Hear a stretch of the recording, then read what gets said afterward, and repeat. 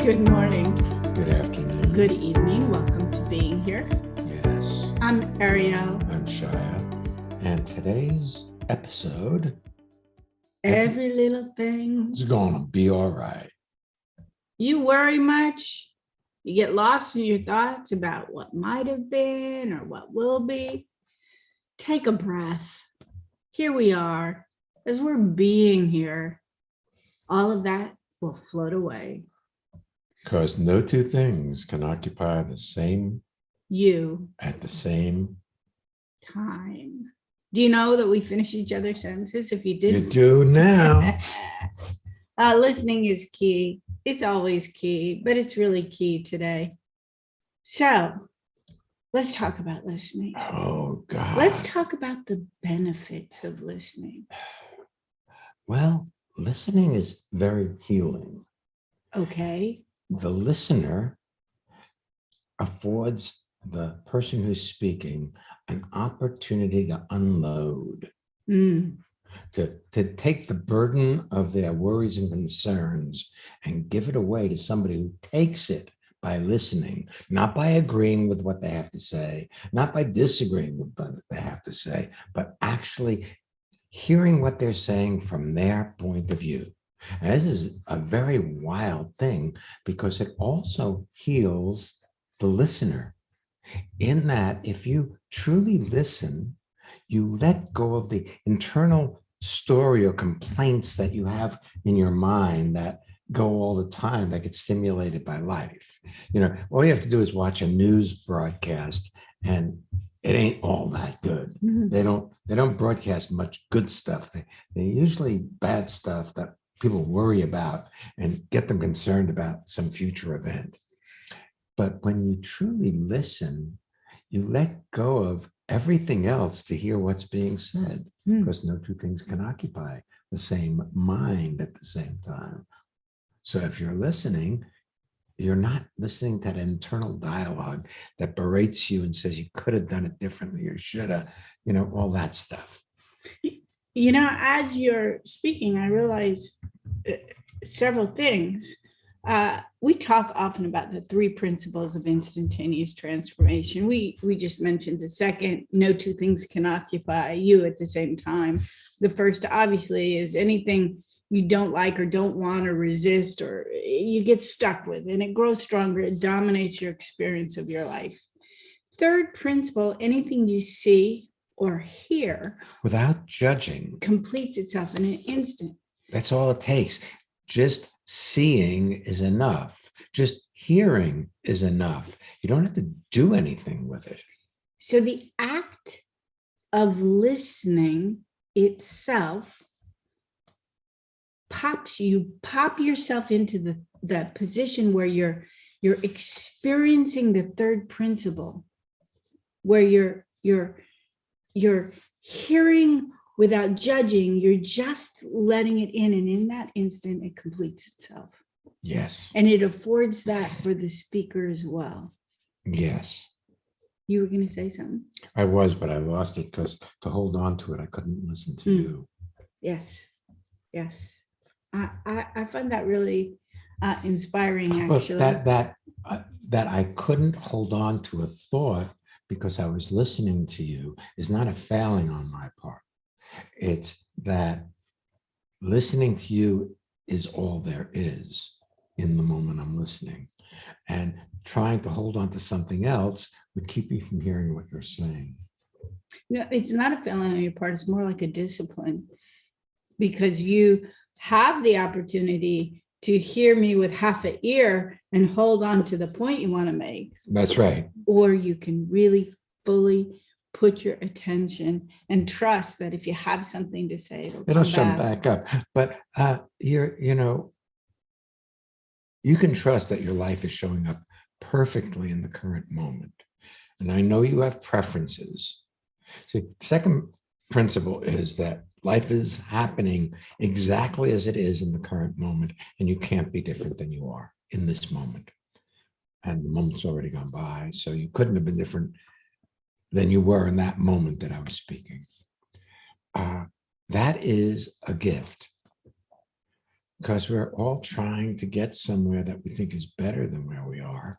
And we're stuck exactly where we are, which isn't a problem if you choose to be where you are. But if you think you ought to be somewhere else for your life to unfold better, if you think you need to be in a relationship to be happy, then you can't be happy if you're not in a relationship. And most of us aren't in a relationship. Even if we may be with somebody else, it may not, we may be co-inhabiting the same environment, but not relating. Hmm. I also think people, I don't even think it is, I've experienced it and I see it, I observe it all the time, that people have a pressure from their internalized standards of what a good person is to do more and be more in order to be a good person. I remember what I wanted to say. I love it. What? It has to do with listening. Mhm. You can't do listening. You have to be listening. Mm. Doing, we're all good at doing things. If somebody says, tell me what to do so I can meditate. Tell me what I can do so I can be calmer in myself. Tell me what to do. But what if there's nothing to do to meditate, nothing to do to be calmer in yourself? What if that happens out of simply your disengaging from the conversations in your head and allowing what's in front of you to be exactly what is, rather than disagree with the way life is showing up? Can you say that again? You probably can't. You just said No, it. well, you see, we all want to do our lives right. Yes. So if somebody were to ask me a question like, how can I calm my mind? What shall I do to do that? Yes. It's all about doing, but you can't do listening. See, you can be there listening, or you can try to listen, but as a do, and it never works as a do. It doesn't complete things as a do, but as a be. There's a realm called being, and a realm called doing, and a realm called having. We are all very good at doing and having. You notice all the stuff you have. Yeah. And you can, tell me what I can do washing the dishes, or I can actually be there as I wash a dish, not thinking about something else, not trying to get onto something else, but just washing that dish. That is satisfying. Thinking about other things, it becomes a chore to wash the dishes. It's interesting. This morning after breakfast, I have a little hole under the arm in my my pajama top that I was getting ready to sew up. And now, mind you, the hole's been there for a while, and I got to, because I'm getting ready to take it with me to a colder environment, because we're heading off for a fishing trip. And I heard you start to unload the dishes. And I realized from the dishwasher. And I realized that if you did it on your own, you'd be totally content. But with two of us, it takes a third of the time. That's true. So I set that down and I came in and wholeheartedly worked as a team. And I love it when we do that. We're not talking about, will you hand me that, or will you put this? It's a very seamless flow, but it's suggested by the simple sound of the dishwasher opening. Right. It was very, very sweet. Well, thank you for assisting me. I enjoyed it. I enjoyed being with you. Shall we take our first guest? Sure. All right. So welcome to being here, Maren. Please tell people where you are zooming in from. Hi, this is Maren. I'm zooming in from Brussels in Belgium. Thank you for having me. Thank you for being here. Yeah. Otherwise, we'd be talking to each other. Hardship, but we do it most of the time, but it's lovely having you here. Thanks. Yeah. In the hours before the show, I noticed I was getting nervous and I was beginning to worry, as in, what am I going to say? am I going to look all right? Am I going to sound all right? The weather forecast said there would be thunderstorms. Is the internet going to hold? Worry, worry, worry. And I just noticed it, and it just faded away That's and right. left. That's the third principle. You just Yeah, notice it, but you can't notice it to get it to go away. yeah, that's true. That's change. Yeah, Transformation is an instantaneous shift in the way you experience living. You know, what you described, unbeknownst to you, Maren, is one of the brilliances of our seminars. You have this total ability to have something be a framework to bring awareness to your life. So clearly, you were coming on this podcast. You knew the title was Every Little Thing Gonna Be All Right, and that the thing said, worry much? Do you find yourself lost in thoughts of the future, or worries, about what might have been, what will be? And that framework allowed you to access how you think, or the repetitive nature of your mind. Observe yourself, to see yourself non-judgmentally. So basically, what we do when we create seminars, we create themes through which we can all play and observe the quality of our lives, things that are of interest to us, like creativity and intuition, or intimacy, or being in nature, or any other theme that we have, which I really love, because each of us is a jewel or a gem, and we just go through different facets to see who we are. And you did that so well today. yeah. It's fun. I'm beginning to have fun observing these thoughts, because thoughts just come. They don't ask you. Are they allowed to come in? They don't knock at your door. They just come by. And recently, I was taking out some magnesium pill or something from a blister pack of these little tablets, and I just, these thoughts are like fish that dash away in the water. And I saw this little fish of a thought swim along that says, you just took the next pill out of the packet. How boring is that? How uncreative. You could have created a pattern. And I just stopped and said, what thought is that? Isn't that absurd? And it's just a thought, and I just let it pass, rather than continue to worry, am I not a creative person because I Okay, don't put patterns in the packet? see, but that's a thought that's different enough that you can notice it. Yeah. But some of your thoughts are routine. You have the same thoughts every day, and you've had them for a long time. So those you may believe to be true, And believe to be you. rather than, oh, isn't that interesting? It wants me to create a pattern. Yeah. I love how you articulated that, though. Thoughts come and they don't ask your permission. It's like a guest at your table. You probably should expect them by now, but they just show up, and then you can either let them go or you can feed them. Yeah. You get fatter and sit there longer. It's true. Yeah. Mm. And transformation, the way you just described it, like we notice our thoughts, it has transformed my life. And one old story, one old worry has always been my older son, and am I not a good mother, etc., etc. And we don't see each other. And something shifted this year. I think maybe I just started to listen. I listened to him without having an answer ready, without judgment, without saying, when I was your age, I felt the same, or I did not feel the same. And all of a sudden, he started to tell me things, and he was a lot more available. Happy things, unhappy things. Maren, it may be that you listened to him rather than the reasons you give yourself for this transformation in your son.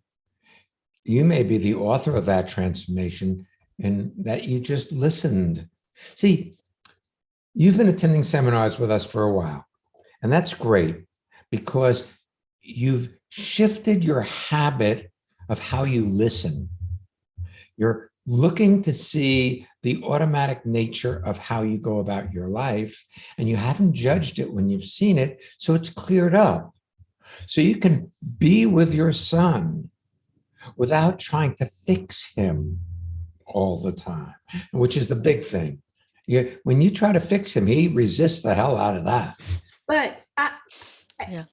if you take a look at what we were talking about earlier, this pressure, internalized pressure to be a good mother in your case. So in the past, that pressure, you couldn't just listen to him. That's not being good. You have to come with experience and alternate theories about how he could handle it, because listening from that old paradigm is not enough. How could that be enough?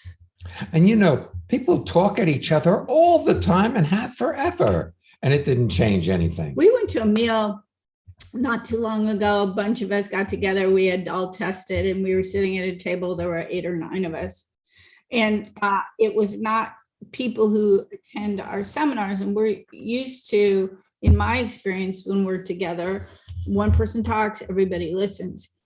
Every single person was talking, and they were talking across each other to people who were down the table. And it was just a mind-boggling experience that I had to keep relaxing into, because that was the culture we were in. Give me a hint. Where was this? I'll tell you later. Okay.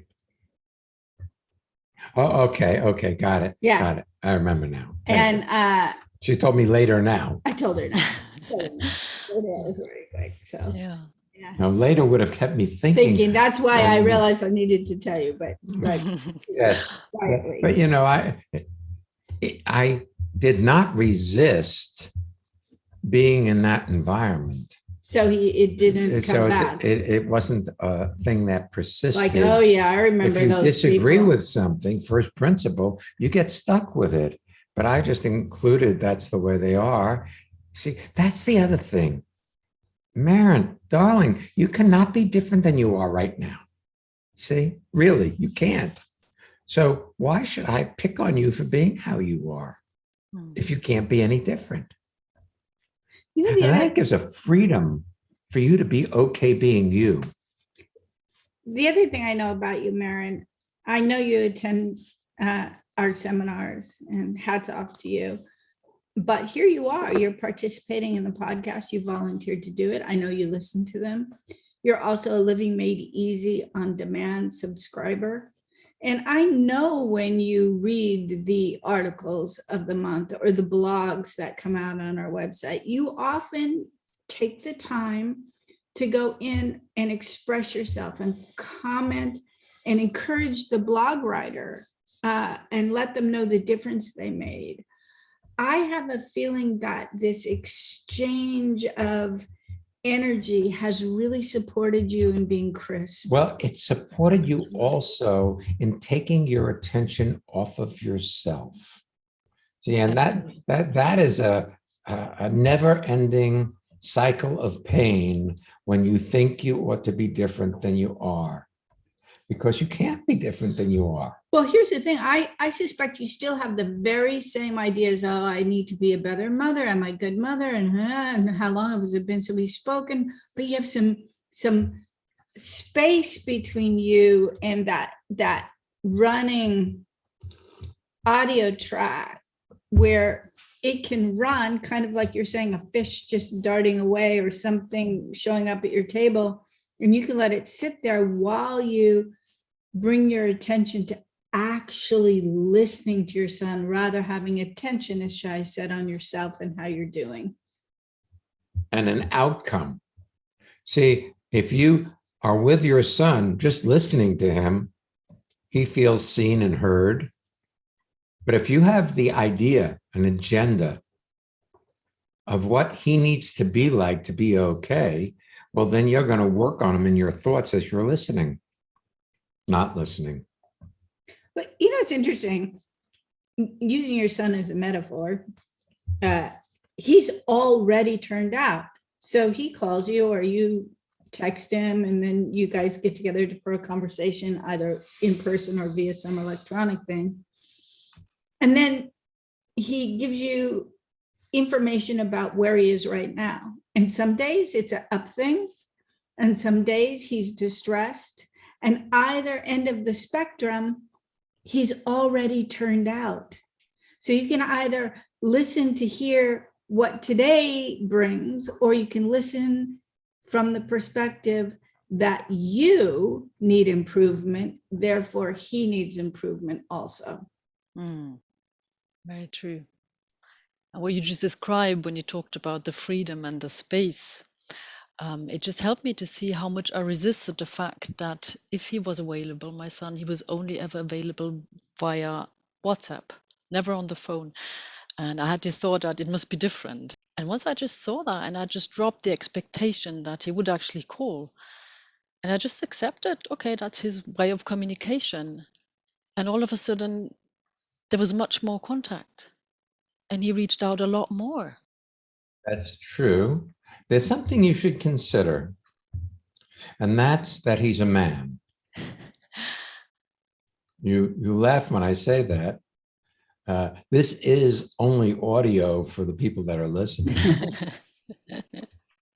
The other day, I have a couple of friends, you know them, Susan and Michelle. A lot of people who listen to these podcasts or tune in, they know them. They're a really lovely couple, and they currently live in New York City. Michelle, it was born Swiss, and they got married, and he moved to New York. And I was about to go on a walk, and it was evening, and I hadn't spoken to them in a while. So I texted them right as I pulled out of my driveway saying, "Are you available to speak?" And they said, yes. So before I pulled out, I called them on my car phone. And I spoke to them driving all the way down to the park where I walk. I put in my earbuds. I continued the conversation. I walked around the park multiple times. I got back in my car and I drove back, and I looked down when we said goodbye, and we'd been speaking for an hour and 39 minutes. And I would say the amount of conversation, although he was fully engaged, was about a 10-to-1. That Susan's verbalizing to Michelle's verbalizing, even though he was absolutely a full participant in that conversation, was distinctly different. And if I had the expectation that he needed to be equal, I would end up being very dissatisfied, or being hard on myself for not engaging him better, or hard on Susan for overrunning him when she wasn't. It was a very, very lovely conversation about many, many things. Yeah, great stuff. So I was worrying, do I have a question? I don't think I have one. I don't think you needed one. No, we just had a conversation. And it was lovely. I thank you for being here, for giving to everybody today. Just your presence itself was A gift. a gift. Thank you so much. Thanks. Now it's your turn. Let's hear what one of you listeners has to say about being here in the transformation community. This is Sandy in Munich, and I am so excited about the seminars that are led by Ariel and Shaya, and about the community of transformation, because my life has gotten so much richer and fuller and sexier. And just really, I like myself a whole lot more than ever thought I ever could. And yeah, join us. Do you want to have well-being with consistency? Connect with people all over the world from the comfort of your own home at Ariel and Shire's lively interactive Living Made Easy virtual seminars. Join any of their 2-hour online events, or take a deep dive into the magic of being you at a virtual weekend seminar. Come on, let's connect. Find out more and register at transformationmadeeasy.com. We're shouting out to our friend Candice. This was her suggestion for a title for the podcast. as well as the description. It was elegant, it's fun, and I'm finding today to be really exquisite. So thanks, Candice, for making a difference in the lives of so many. Mhm. We have some upcoming seminars. You are invited. They're all wonderful. The first theme is creativity and intuition. And that's on July 30th and 31st. It's a virtual seminar on the Eastern time zone. It starts at 8 in the morning, goes to 3 in the afternoon with plenty of breaks, including a meal break. And again, it's both Saturday and Sunday. And then we're going to do intimacy in September on the 17th and 18th. That also is a virtual seminar. And then our first in-person seminar that we've had since COVID showed up. COVID showed up. Being in Nature, it's a residential retreat, October 21st through 23rd.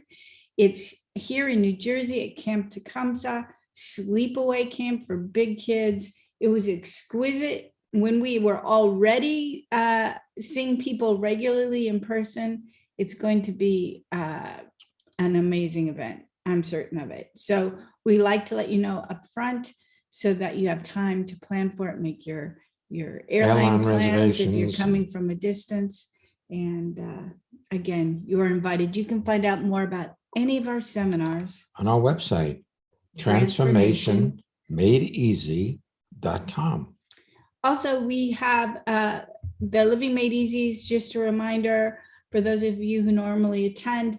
We do not have one on Monday, July 4th, as it is Independence Day here in the United States. Okay, so we are back with Renata, our next guest. Renata, welcome to being here. Tell people where you're zooming in from. Here's Renate. I'm zooming in from Bern, Switzerland. All right. Welcome. So I very soon will get married to my beloved girlfriend, Esther. Oh, lovely. Good for you. When's the date? Do you have a date? 1st of July. Oh, Very excellent. soon, because this airs on the 29th, so it'll be within just a couple of days. Yes. And this is actually the first date in Switzerland when same gender couples can get married. Oh, that's great. Wow. Yeah. Congratulations. So we're looking forward to that. But along with that, we are fighting a lot. So You know, we've had the saying that between the Engagement, where one or the other say, would you like to get married? And then you come to an agreement. Yes, everything between that and the wedding marriage, day yes. is grounds for divorce. So when you say you're fighting a lot, I say good. okay. You can either go, oh my God, we're fighting.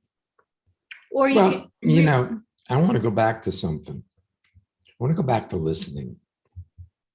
Because it's clear to me that if you're fighting, you're not listening. Now, I know you'd like to say that Esther's not listening. But you're not listening. takes two to fight, one to end the fight, and It it always has to be you. Yeah, we once agreed that we want to say yes more to suggestions for doing something, or like what do we want to, how our everyday life should be and what we are doing. But this lasted for about half a day, and then we started to say no again. It's so. Well, you see, here's That's the thing. great. You have a preference. Your preference is yes rather than no. Your preference isn't what is. It's what you want or think it ought to be. So by your resisting what is, you keep whatever is not working in place. I also And look, love- you're a very intelligent woman. Mm, and a stubborn one. And I Yes. suspect you would not be marrying anyone who is not equally stubborn. okay. Yeah. That And- might be a point. Might be. And I love what you said, because you just demonstrated change. Change is where you identify what's wrong and you make a plan for how to be different so as to fix the perceived problem. So your perceived problem is you say no too much. So now you're going to say yes. And then it's kind of like stretching a rubber band. The farther and farther you go from the decision, the more and more tension until it snaps back. And suddenly you're like, I'm not saying yes to that. So it's not about And- awareness. And every time you say yes, when you think no, you set it up for the fight to continue, because you resent that you have to say yes. See, you don't like being told what to do. Even by yourself. That's right. I bet you if I asked you things you needed to do that you're not doing, you'd have a big list.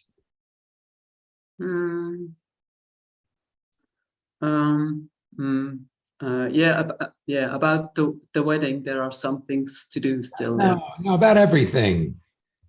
About the dishes. About vacuuming the floor. Mm. What's that?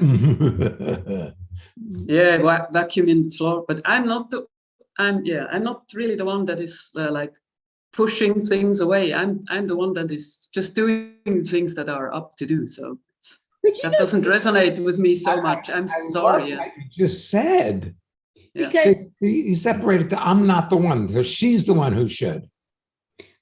Shai didn't request me to do help him unload the dishwasher this morning.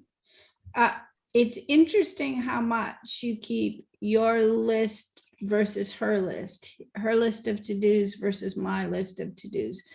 I'm not the one who, and there's something very holistic about our Shaya and my relationship, where we're not keeping track of how much the other does, nor how much we do. There's an authentic expression into our environment that takes care of things. And you have a list of things that you want Esther to do for you to be happy.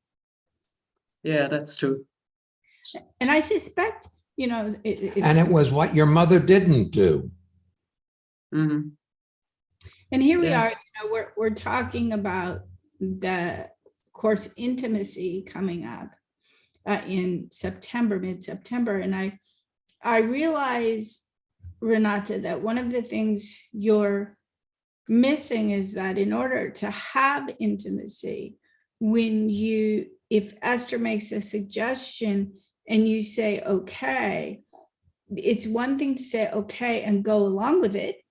And it's another thing to say, okay, and embrace it as if it was your idea, not hers.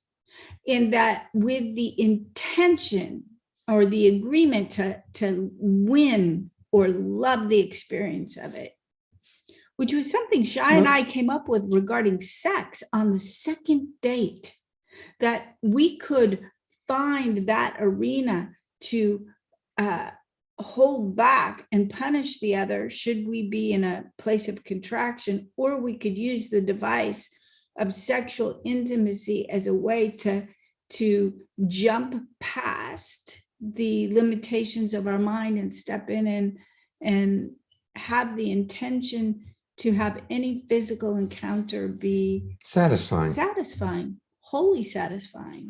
See, what you're talking about is the difference between surrender and succumb. When you surrender, you do it as though you are fully a participant and it's your idea. When you succumb, you do it, but you complain to yourself that you have to, and you resent them for putting that pressure on you in the first place. Or you injure yourself. I mean, I've seen it. Well, you'll injure yourself, whether you injure yourself physically or not. Or mentally or emotionally. Yeah. You will injure yourself to prove to them that they shouldn't have asked you to help them with that or do something. Oh, no, I just stubbed my toe. Yeah, I did injure myself just recently. Mhm. And it's not just a little thing. I couldn't walk for some days. Now, let me ask you something. Did Esther behave herself better when you injured yourself?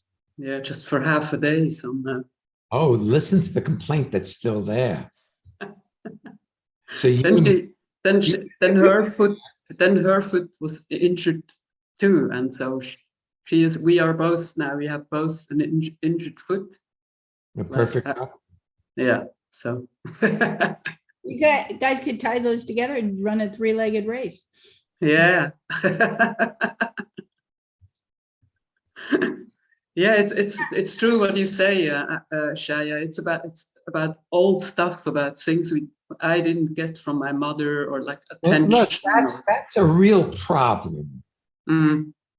Because how old are you now?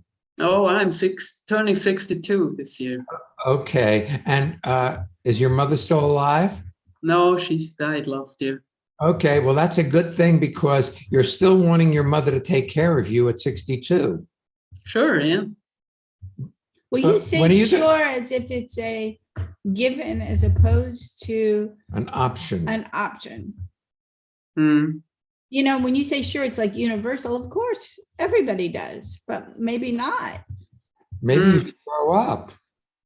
You know, and I'll tell you something. If you grow up, you might be able to have a really satisfying relationship with Esther. But if you behave like a child, you're going to produce what children produce, which is upset, anger, and no fun, punishing each other for being.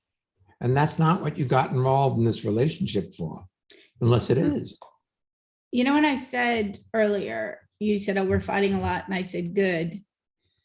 What I meant was, this is an opportunity for you guys, should you wish, to clean house so that, and I'm talking about clean house as in the way you relate to each other, so that you can go into this marriage with a clean slate.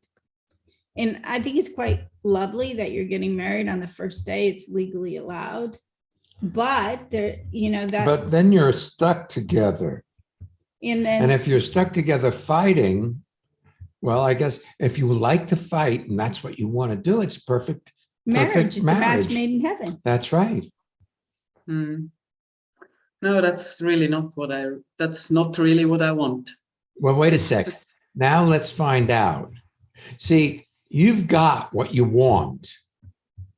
Because if you want to not fight, you don't open your mouth and say that nasty thing you say that gets the fight to go. Or you don't roll your eyes, or you don't make your lips tight when she's talking, which, you know, you have a series. I've seen you most recently for the last couple of years on Zoom. So I can visually see when you don't agree with something I'm saying, because you're, you know, I hope you don't play poker. You're very, very transparent, readable in how you're thinking. No.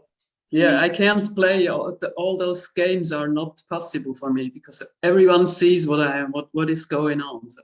Yes, exactly. Yeah. So really, you know. So Esther sees when you disagree with her. Esther sees when you're complaining about her in your thoughts. Look, if you want to have a marriage that works. Well, any marriage works. But if you want to have one that is intimate, fulfilling, satisfying, with consistency, nurturing, and loving, then you can't do the nasties that you do in your own thoughts about yourself to your partner. I like what you said to Renata, because I feel it was, if she hears it, it's life transforming. Yes. If she can see that she has exactly what she wants, it pops her out of change. Well, because if I say, oh, I don't have what I want, then I'm going to strive toward being a yes for half a day until it falls apart. But if you see that currently you're producing exactly what you want, it gives you options. Okay, that sounds good. But it starts By being kind to yourself. Mm. If you say, when you do something wrong, you say, "Oh, you idiot," or, some such, when you call yourself names in your thoughts, that's not being kind to yourself. And that will affect how you relate to other people as well. I'll tell you one of the ways you're unkind to yourself. And it may not seem like it on the surface, but I'm certain of it. And I'm seeing it like a house, and the house has many rooms. And one of the rooms in your house is, it's not fair, is the wing of the house, but the room itself is populated with memories as recorded by a younger person of how unfair your mom was, or what she didn't give you, or what she didn't provide you, or how she was unloving. So the more you step into that room and you entertain the items contained within, you're reinforcing the idea that you are broken, that there's something wrong with you, that you need to overcome. And so entertaining any of that, of how your mom did it or how she should have done it, is a very sophisticated way of being unkind to yourself. Mm. Okay, that's interesting. I never thought about that like this. That's very good information.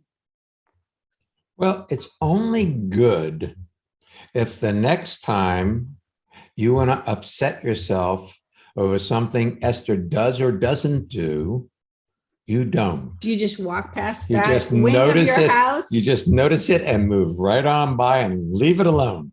Don't pick that bone up. We can't we can't get a wrecking ball and demolish that room of our house. It is always there, but we can choose not to walk down those corridors. Yeah, you don't have to open the door to go in. Mm-hmm. That's an active choice, you see. Now, it may be that there's an automatic response to something that's said where you get angry, but as soon as you see it, you have a choice whether to go down that corridor or back out of that room. Or you suddenly go, oh gosh, look, I'm standing here on the threshold, or I just picked up this. And in an instant, if you don't judge yourself for what you see, you're suddenly in the solarium with lots of sun. And the thing is this, it's not a one-time deal, because life keeps stimulating those things that we don't like. But if you see it and allow it to be the way it is and don't judge yourself for it, it can complete itself. Eventually, you get control over it. Mm. Except when you get upset and then it comes back again. When you're upset, you lose that rational facility that you do have to not entertain those things that upset you. So here you are now. You say, oh, that's good. And you're poised to be hard on yourself when you're hard on yourself. Rather than recognize when you're being hard on yourself, it is a symptom that arises to the surface when you're already upset or you're not wanting to look at something. Like, wow, I've won. If we go back to when Shai and I were dating, Renata, I got frustrated because he seemed a little slow. So finally I said to him, look, I just want you to know that I'd like to marry you. But I just wanted to let you know in case you're interested. So he said, oh, will you marry me? I'm like, no, don't do me any favors.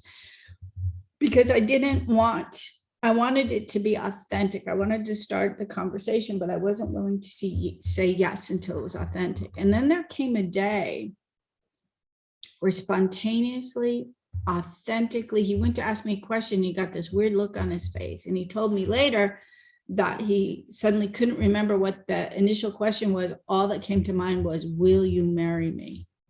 And so we sat in a restaurant, we're having a meal, and he said, will you marry me? And in that moment, it was authentic. And in that moment, all the reasons why I shouldn't came up. The no, oh my God. Like all of the uncertainties about me. And I realized in that moment that if I exercised any of those concerns, I would damage him, I would damage me, it would be a game. I had to be willing to jump past my fears and say my truth. And so I said yes. But it was very interesting that the moment he got clear, all of my fears got accessed. And I have a feeling that some of the fights you initiate have to do with simply being afraid. Yeah, that sounds very accurate. Yeah. Enjoy, fear is often just excitement with the brakes on. That's good. That's a good picture. Hey, thanks So for thank you. I am absolutely 100% certain a lot of people have seen themselves today In this conversation. Oh, Thank you. for being the gift that you are. Thank you. Did you enjoy this podcast? Yeah, if so, you can leave a review or send it to a friend of yours who might like to hear it and have the information. I really see, we were talking to Marin about it earlier, how when you take your attention off yourself and start taking care of the people around you, it's an amazing gift for you and for them. By the way, Then you allow life to support you rather than try to manipulate life to turn out the way you think it ought to. yeah, in the change perspective, you want to have a leg up. It's competitive. It's win and lose. So there's always that part that wants to win and get ahead. And with transformation, it's a win-win where you support everyone around you and yourself. Not as a do. Not as a do, but you allow them to be as great as they are. Yes. And know that it doesn't diminish you in any way. Hey, next week's episode, I can't because I'm not talented enough. All right. We're gonna have fun with that one. So we'll be back next week. So come on back. And don't miss Being being here.